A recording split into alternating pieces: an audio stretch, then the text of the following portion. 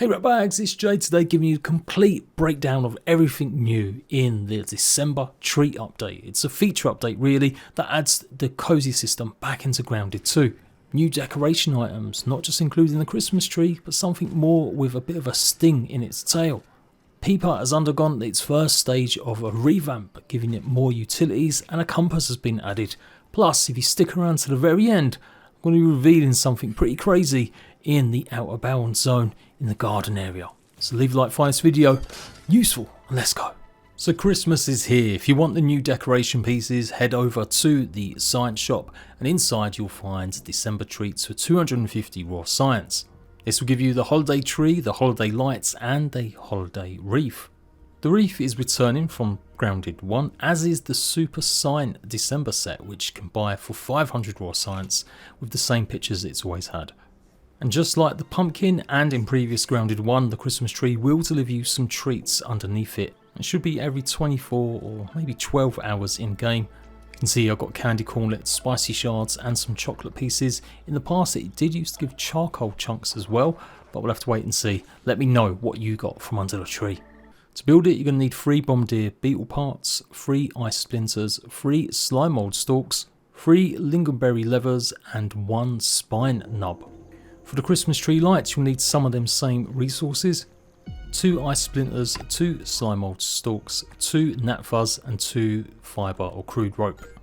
Sadly, you can't adjust the Christmas lights. I mean, what else could you really do apart from make them maybe a bit brighter, unlike a lot of the other light settings, and the Christmas tree also can't be adjusted. So they do give it a faint little glow, but not as much as you might think. And once you bought the sign set, of course, you can then go ahead and change it to they should be at the very bottom of your picture list. The holiday wreath has had a slight change in ingredients too. In Grounded 1 it used sour pieces and algae. Now it's gum parts, pine needle, 1 spicy shard and 1 mint shard.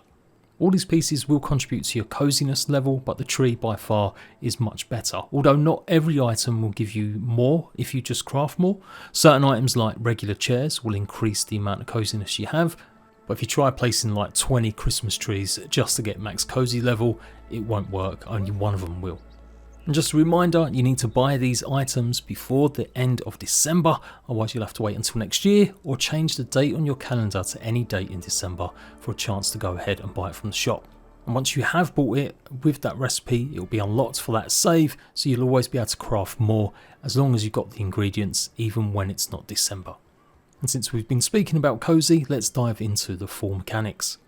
If you've hopefully built up a semi-decent base with some decorations, you'll probably have reached level 1 or maybe even level 2 in cozy already.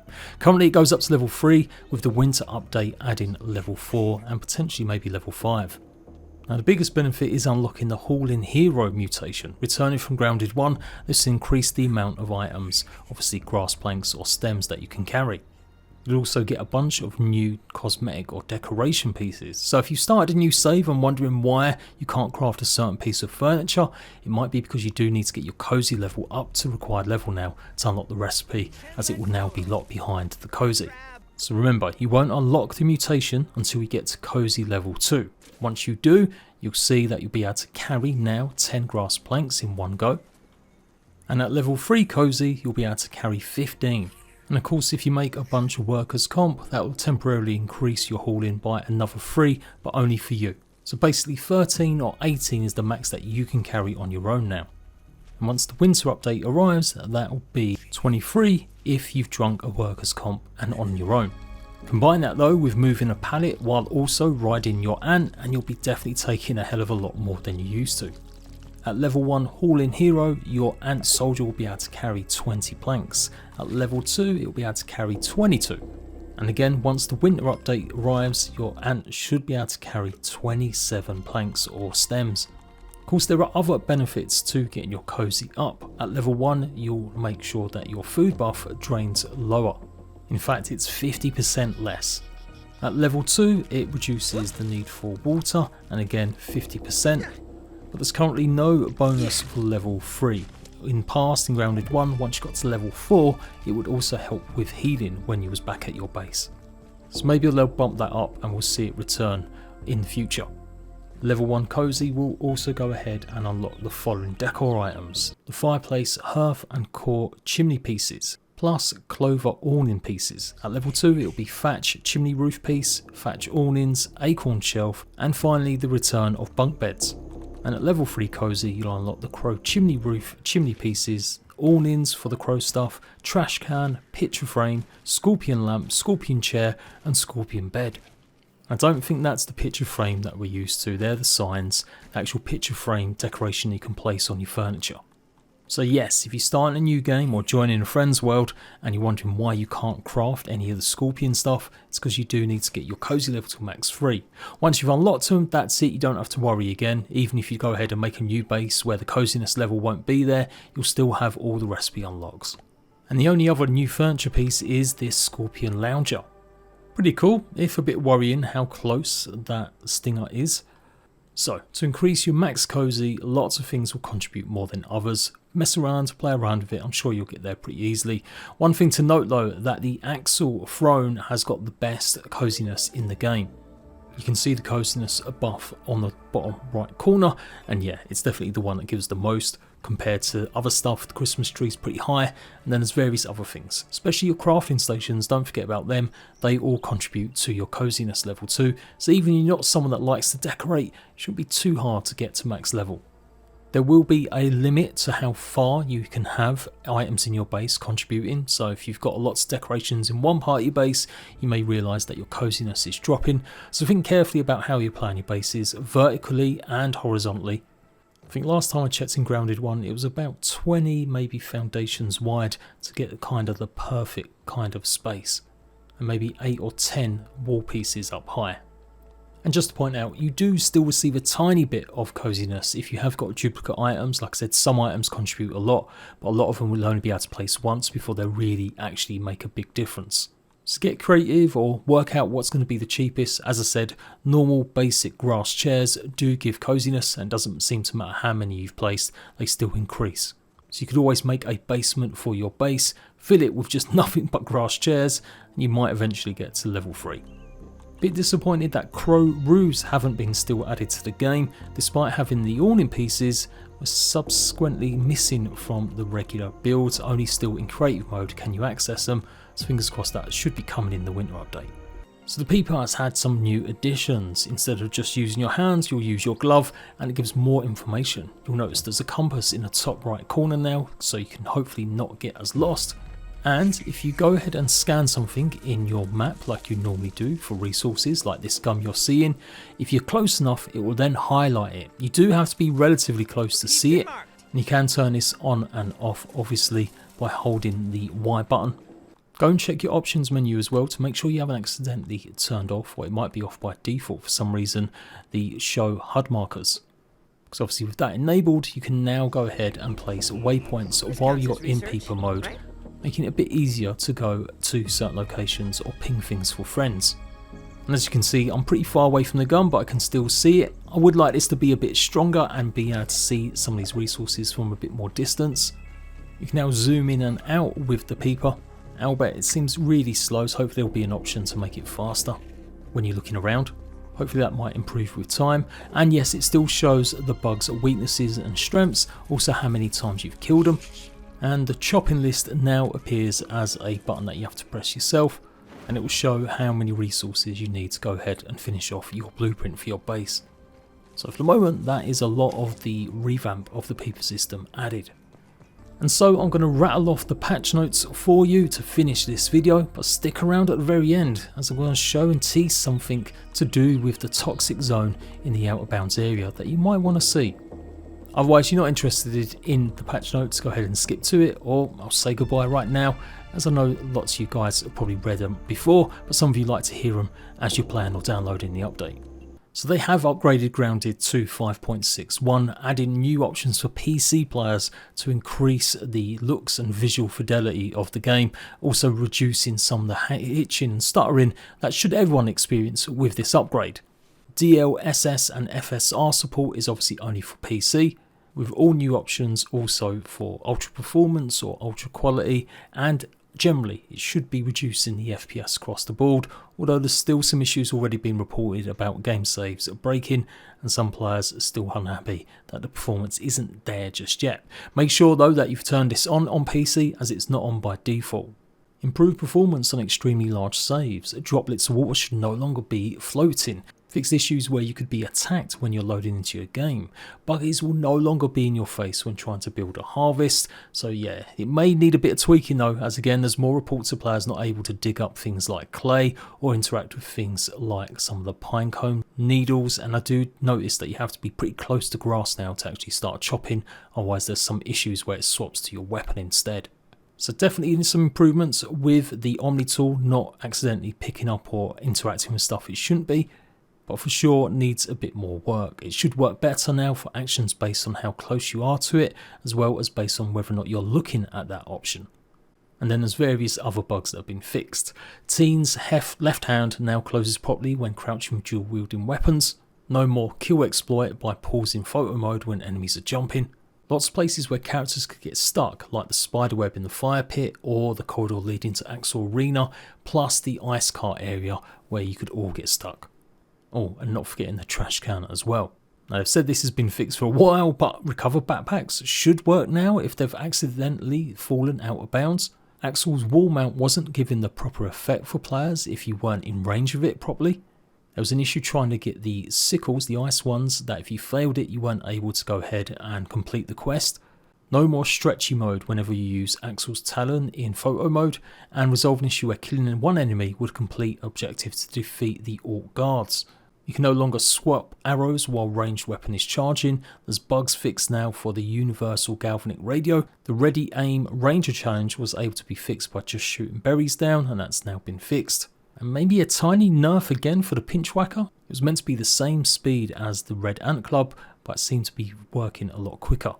Scorpion set bonus wasn't necessarily working properly. You can now move items properly with your left mouse button. Issues to do with inaccessible places through the hedge have now been fixed. And in fact that crops up a few times that they seem to have plugged more gaps. Players can now walk onto the juice box from the web bridge, fix the bug where looting creatures was problematic near nearby resources.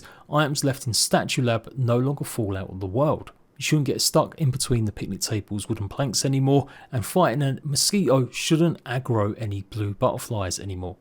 Milkweed resources should properly appear in the resource scanner now, but there are reports already that they're still spawning underground in a lot of cases. And the devs included this 3 times that husky weeds are now growing correctly in certain places. Sap no longer blocks movement. Spicy candy located on top of the trash can is now reachable, and related to the ice quest again to get the sickles, scorpions should do damage to you now once you've completed it properly. Any that spawned afterwards seemingly weren't. Buggies will now drop backpacks on WoW difficulty. They've also fixed other areas that you could get stuck between 2 specific bushes. The fluffy dandelion tuft will no longer drain stamina. They fixed the bug where the player's backpack could become inaccessible underneath the flashcard. The resource finder wasn't updating locations or resources sometimes, and gnats will now respawn back at the pond in front of the starting area. The Omni tool should be working correctly now if there's lots of items that it's hovering over. An issue with stacking palisades on each other was not possible but is now.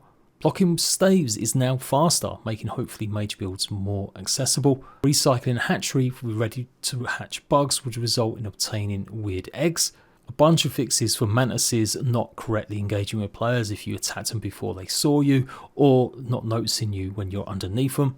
Raw science inaccessible behind an invisible wall has been fixed. Looting creatures was problematic near resources. There was an issue where bugs wouldn't attack walls, blocking the mixer. Aphids will no longer climb onto cut grass. A bug fix with multiple husky weeds grown in one spot. A bug where drop resources would despawn after moving away from them. Issues where the blue butterflies had 2 wide hitboxes on their wings. You should now properly be able to interrupt mantis light attacks, and baits will now be consumed by a creature when used. Hopefully this means they're actually useful as well and get actually working. Water droplets still floating in the air after chopping grass has been fixed. Bugs where the third person camera would become unstable while moving between a big asset, and players can no longer jump while sitting in any chair. Boo, that was a nice little glitch, especially for speedruns. And then I won't bore you with the rest, but basically it's a lot of fixes to do with visuals, performance, and of course UI, as well as lots of audio stuff too. There are some bugs that have popped up during my live stream that we noticed. Any base pieces that you've got down, whether it's floors, clover roofs, or pretty much anything really that you can walk on, there's now a weird speed jump boost that you can get. So them dedicated players that have built massive grass floor ceilings, giving yourself access on super highways, you'll be jumping a bit quicker. The devs know about it, so expect it to be glitched or patched in the future, and also the buggy moon jump is still working. As said, seems to be issues with the Omni tool not necessarily chopping things correctly, especially in first person. It would switch between your weapon and the chopping and not actually doing any chopping. And yeah, this weird glitch where it was zooming in and out by creating like this black silhouette when you're chopping in third person. Also reports of crashes happening and certain players losing all their saves, so try and make sure you're backed up, and obviously double check that you have got your cloud saves on. If you do have a problem like that, make sure you do report it in the Grounded Discord bug channel, as that way they'll be able to get it quickly fixed. And look away now if you don't want any spoilers at all about winter. There's just a couple tiny ones that are really interesting. I'm probably going to do a bigger video about this, but Outer Bounds area has been extended. In fact, the whole map has been changed slightly, so if you find some of your base pieces or builds slightly off center or wonky, it's because they've expanded the map with the Unreal Engine upgrade. A few other things to note: that the picnic table in the Outer Bounds area near the playground has now turned on upside down. The sign has fallen down also near the bikes, and the tree has also changed position slightly as well. But the most interesting thing is in the garden area that should be coming in the winter update. The whole terrain has had much more dimples and impressions left in it, but that's not really the best thing. There are certain spots where you'll get a new debuff applied, not just the haze that we've had before that will eventually kill you. This one's different, and it seems to be an acid or corrosive effect caused by toxic spills. It doesn't show up on the status bar itself, but it's really interesting what it does. While you ride your buggy, it seems to stop its defensive abilities, i.e. it's going to be much easier to knock out your buggy, and when you're off your buggy, it will wear away your armour as well as any weapons or tools you've got equipped. So this potentially could be the new effect that's going to hit us when we go and explore the toxic zones, and why we're going to need some of that woolly aphid fur, because it doesn't protect against cold. As I've talked about in a previous video, it protects against poison or toxic substances or atmosphere. So I really like this. You can see the bubbles just wearing away on my armour on the bottom right. My torch broke, and yeah, I ended up losing more durability on some of my other weapons as well. For some reason I was also moving hyper fast in the garden area as well. It's really cool stuff. I can't wait to see where this is leading, if this is going to be the effect that we experience when the winter update actually hits. I'm so glad it's not just a case of just killing us, although it could still do that. I am in creative mode in this, so who knows if it will actually carry on killing you once it's actually eaten through your armour, but still something really interesting. And there we go. Please, if you found any of this useful, make sure you leave a like, make sure you are subscribed to the channel, and come join my Discord to see lots of this kind of stuff and any more data leaks that happen in the future, and catch up if you need any help or got any questions about Grounded 2. Until next time, Ratbags, laters.